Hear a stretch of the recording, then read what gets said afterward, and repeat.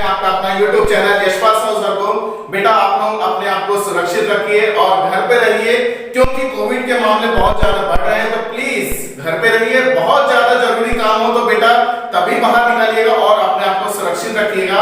अपन ने कल पढ़े थे बेटा वर्गमूल, तो आज पढ़ेंगे बेटा घनमूल। ठीक है बेटा, तो घनमूल वर्गमूल से भी आसान होता है। कैसे होता है, तो उसके लिए आपको कुछ चीजें पता होनी चाहिए। जैसे सबसे पहले अपन ने कल इकाई अंक निकालना सीखे थे, तो आज भी अपने को इकाई अंक तो पता ही होगा आपको। जैसे मान के चलिए एक का घन क्या होता है, तो आप बोलेंगे सर एक होता है, दो का, तीन का, उसी प्रकार कहां तक चलना है बेटा 10 तक चलते हैं अपन, ताकि आपको बहुत अच्छे से समझ में आ जाए कि इसका यूज कैसे करना है। ठीक है बेटा, अब यहाँ पर देखिएगा कि आपने लिखा है यहाँ पर एक का घन 1, 2 का 8, 3 का 27, 4 का 64, 5 का 125, 6 का 216, 7 का 343, 8 का 512, 9 का 729 और 10 का 1000। ठीक है बेटा, अब यहाँ पर ध्यान देने वाली बात यह है बेटा कि एक का इकाई अंक तो एक ही होगा। ठीक है बेटा, और देखिएगा 4 का इकाई अंक 4 होगा, 5 का इकाई अंक 5 होगा, 6 का इकाई अंक 6 होगा और 9 का इकाई अंक 9 होगा। ठीक है बेटा, इनके इकाई अंक परिवर्तित नहीं होंगे। किस किस के बेटा, 1 के, 4 के, 5 के, 6 के और 9 के और 0 के भी। ठीक है बेटा, अब किस किस के बदल जाते हैं वो देखिएगा।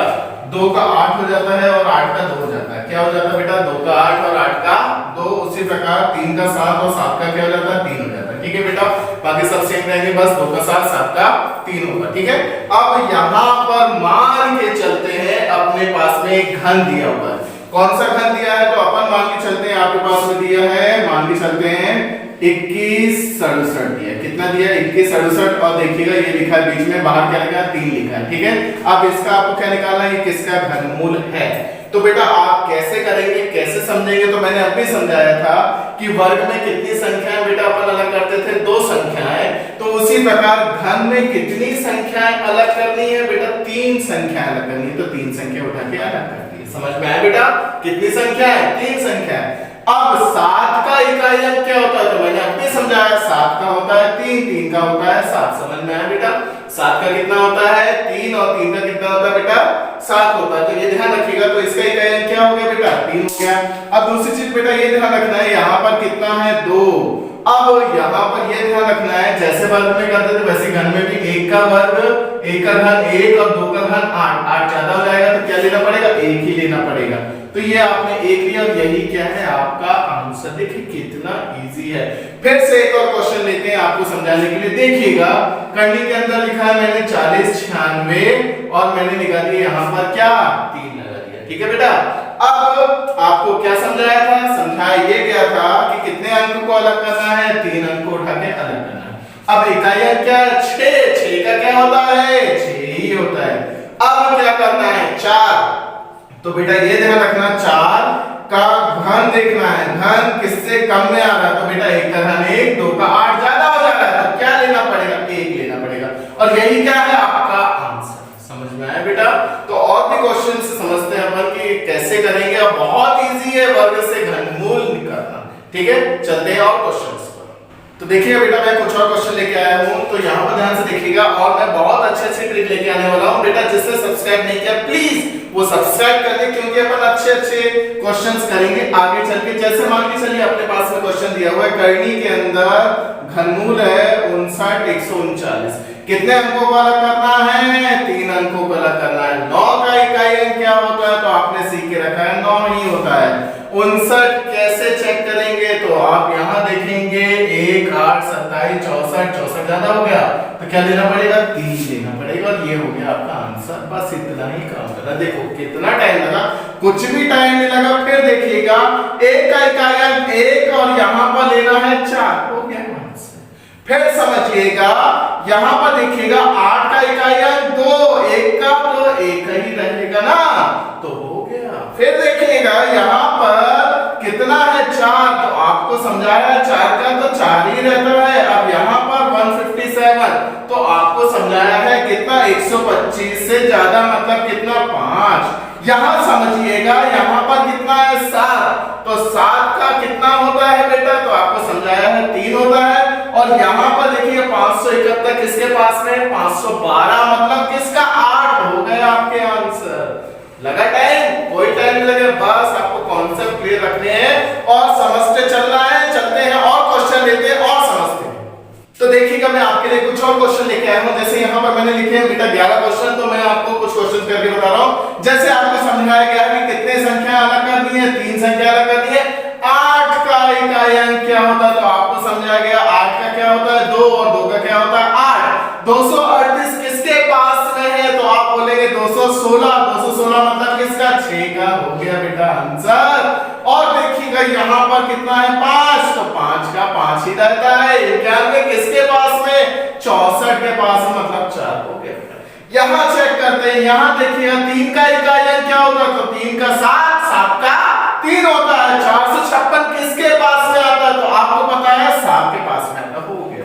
अगला देखिएगा यहाँ पर लिखा हुआ 2, 2 का क्या होगा 8 होगा। 21 किसके पास में, तो 27 से कम मतलब 2 हो गया।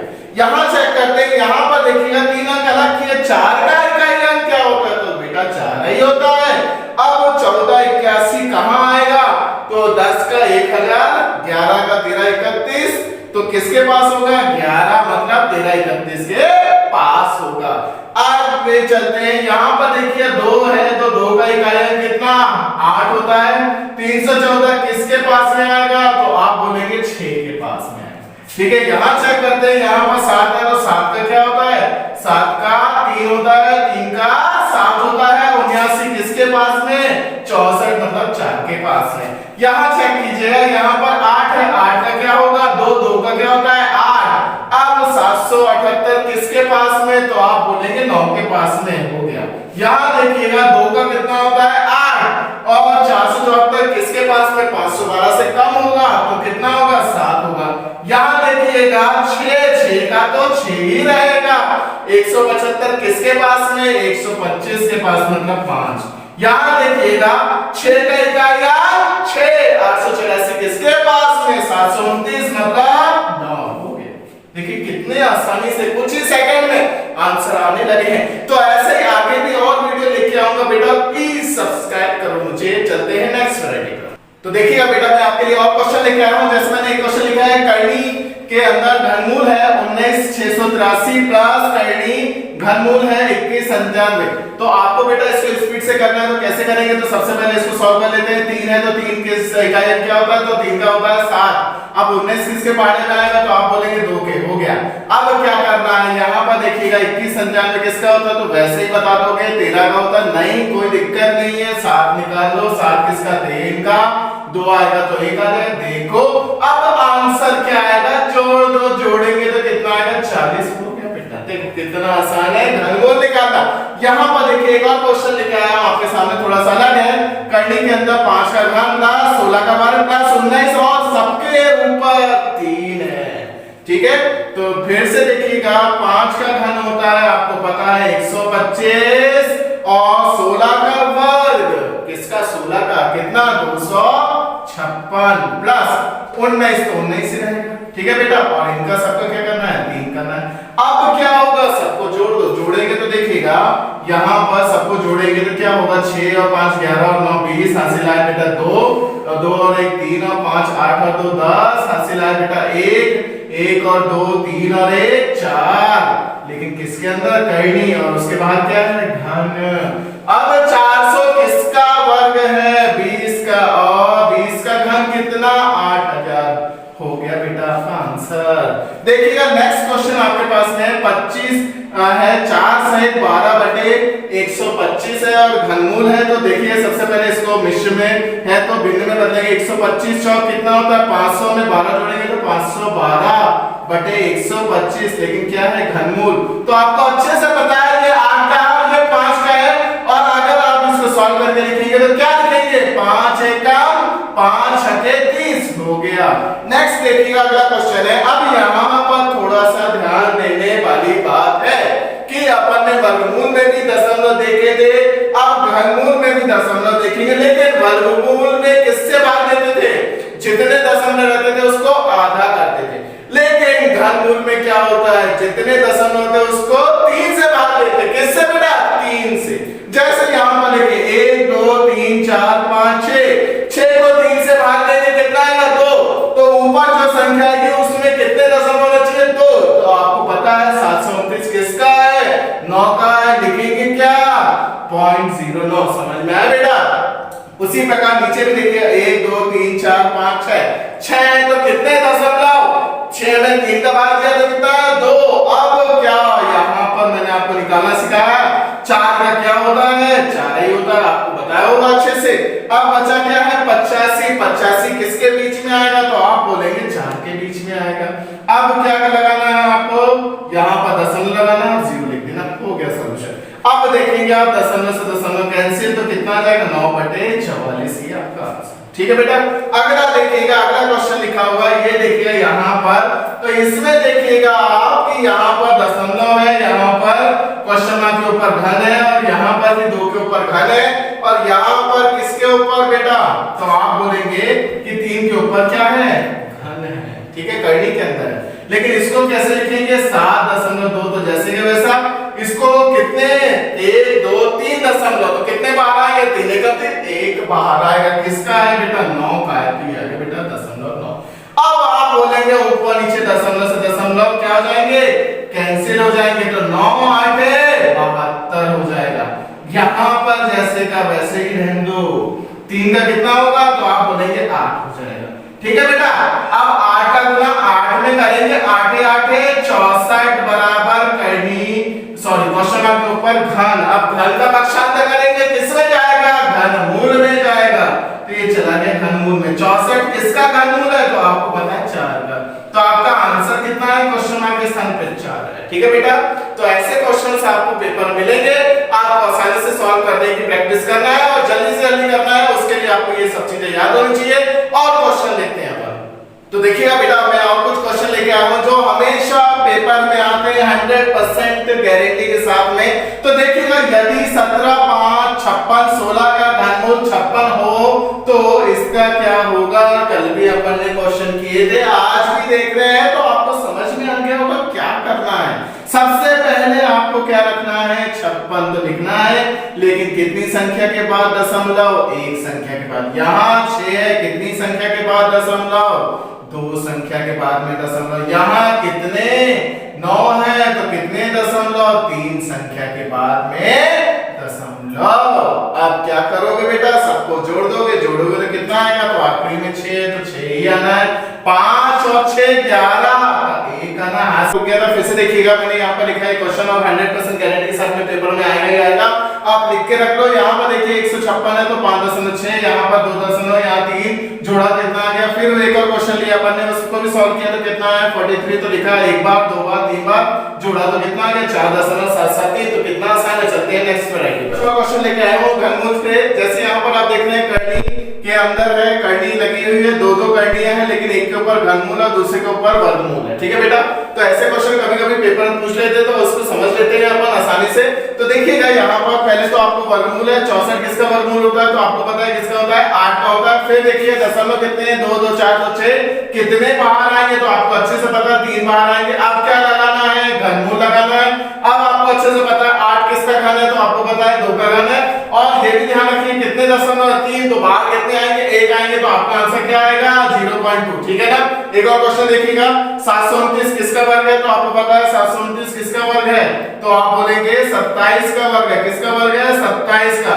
लेकिन दशमलव कितने हैं? 3 और 3 6, तो बाहर कितने आएंगे? 3 आएंगे, तो लग गया दशमलव। अब यहाँ पर देखिए घनमूल है, तो किसका घन है? 27। तो आपको अच्छे से पता है 3 का, तो आप लिखेंगे 0.3 और ये आपका क्या हो जाएगा? आंसर। एक और क्वेश्चन देखिएगा, अब बाहर वर्गमूल है और अंदर घनमूल है, तो आपको ये पता होना चाहिए किसका घन है। तो आप देखेंगे 144 है आखिरी में। तो आपने कल सीखा था कि इकाई अंक 4 का क्या होता है?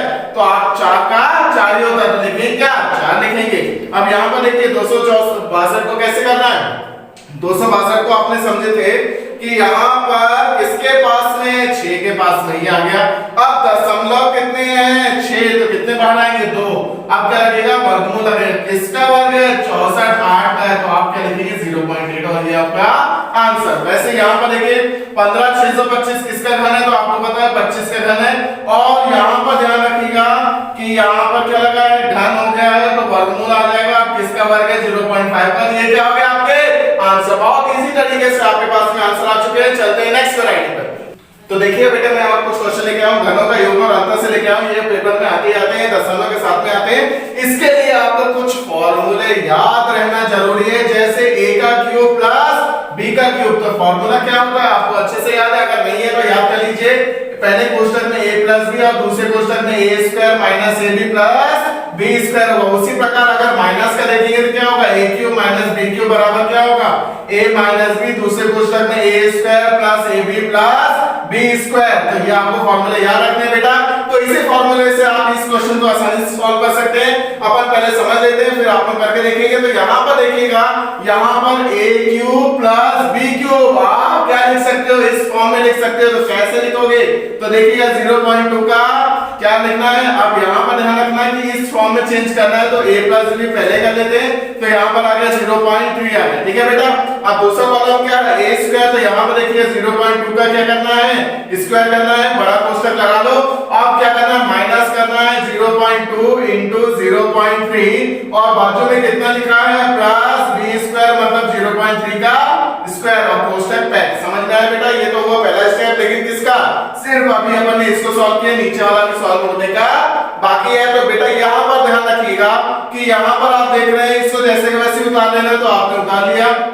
यहाँ पे क्या लिखा है, 0.2 का वर्ग माइनस 0.2 इंटू 0.3 प्लस 0.3 का वर्ग। अब आप देखिए ऊपर नीचे कुछ कॉमन दिख रहा है, तो आप बोलेंगे हाँ, तो ये ऊपर नीचे क्या जाएगा, कैंसिल। आपके पास बचा क्या, 0.2 प्लस 0.3, दोनों को जोड़ेंगे तो कितना आएगा, 0.5। और यही क्या होगा, आपका आंसर होगा। ठीक है बेटा, कितने आसानी से। तो आप चाहो तो डायरेक्ट भी कर सकते हो। कैसे कर सकते हो, ऊपर से नीचे कर जाएगा, बस डायरेक्ट क्या याद रखना है, a प्लस b याद रखना है। और a प्लस b मतलब क्या है, सिर्फ ये याद रखेंगे।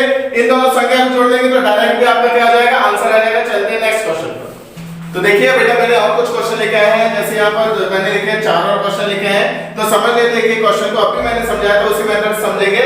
आप चाहो तो डायरेक्ट भी कर सकते हो। यहाँ पे देखिए 0.7 का क्यूब प्लस 0.6 का क्यूब और अपॉन में 0.7 का स्क्वायर माइनस 0.7 इंटू 0.6 प्लस 0.6 का whole square. Sorry, whole square नहीं, सिर्फ स्क्वायर। अब बेटा यहाँ ध्यान रखिएगा, यहाँ पर कौन सी मेथड लागू हो सकती है, तो बेटा आप बोल सकते हैं ये वाली हो सकती है। तो होगा क्या, a स्क्वायर वाला ये टर्म जो है ये ऊपर भी बनेगा और उससे क्या हो जाएगा, कट जाएगा। तो आपका आंसर क्या आएगा, तो आप डायरेक्ट बोल सकते हो 0.7 प्लस 0.6 को क्या कर दो, जोड़ दो। तो 7 और 6 कितना होगा, 13। तो आप बोलेंगे आंसर कितना आएगा, तो आप बोलेंगे 1.3। ये क्या होगा आपका आंसर। समझ में आया बेटा।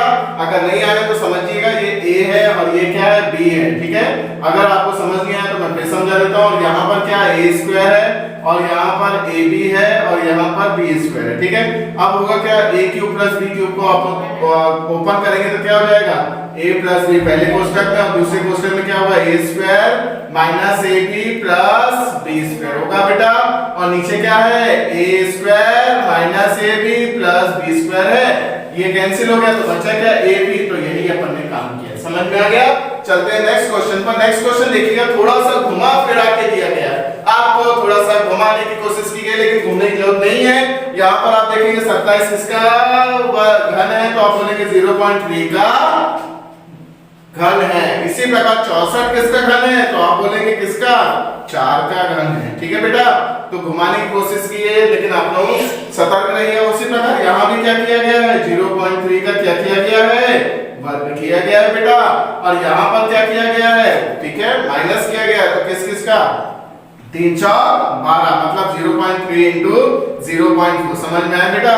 और यहाँ पर क्या किया गया है, 4 का वर्ग किया गया है। ठीक है, तो इस फॉर्म में ये किया गया। फिर से क्या होगा, इससे ये कट जाएगा, बचेगा क्या, प्लस वाला है। तो आपको क्या लेना है, प्लस लेना है। तो क्या लिख सकते हैं आप डायरेक्ट 0.3 प्लस 0.4। तो आपका आंसर क्या आएगा, 0.7। और ये क्या है आपका आंसर। देखिए कितने आसानी से आपके पास में आंसर आ चुका है। उसी प्रकार ये क्वेश्चन आप देखेंगे, अब प्लस प्लस वाले के लिए कौन सा है बेटा, माइनस वाला। माइनस वाला मतलब कौन सा लगेगा, नीचे वाला फार्मूला।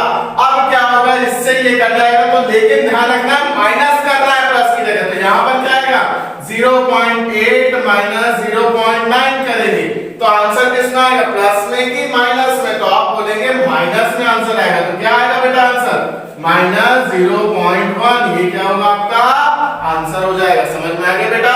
एक और क्वेश्चन देखिएगा, यहाँ पर नीचे दिया हुआ फिर से कौन सा वाला है, माइनस वाला है। तो क्या होगा, 0.5 है तो यहाँ पर लिखिए 0.5 का क्यूब। यहाँ पर क्या होगा बेटा, 0.11 का क्या है, क्यूब है। समझ में आया? सॉरी 0 पॉइंट का नहीं है, किसका है, 1.1 का क्यूब दिया हुआ है। उसी प्रकार 0.5 का क्या किया गया है, वर्ग प्लस यहाँ पर क्या किया, 11 5 55 मतलब 0.5 इंटू 1.1 किया गया है। उसी प्रकार यहाँ पर क्या किया गया है, 1.1 का वर्ग किया गया। अब देखिएगा ऊपर से नीचे कटेगा तो इससे इसको माइनस करेंगे तो अपने पास में टर्म क्या बनेगी, 0.5 में से क्या माइनस करना पड़ेगा, 1.1। तो आंसर फिर से किसमें आएगा, माइनस में आएगा। तो कितना आएगा, माइनस 11 में से 5 आएगा तो कितना बचेगा, 6 और यहाँ पर क्या 0। तो आंसर कितना, -0.6। ठीक है बेटा? तो कैसा लगा बेटा आपको? अगर कोई डाउट होंगे तो प्लीज मुझे कमेंट करें, व्हाट्सएप करें। और नए व्यूअर्स जिनको ये वीडियो पसंद आ रहे हैं और आगे भी इससे अच्छे वीडियो लेके आऊंगा, तो आप लोग प्लीज सब्सक्राइब कीजिए, लाइक कीजिए, शेयर कीजिए।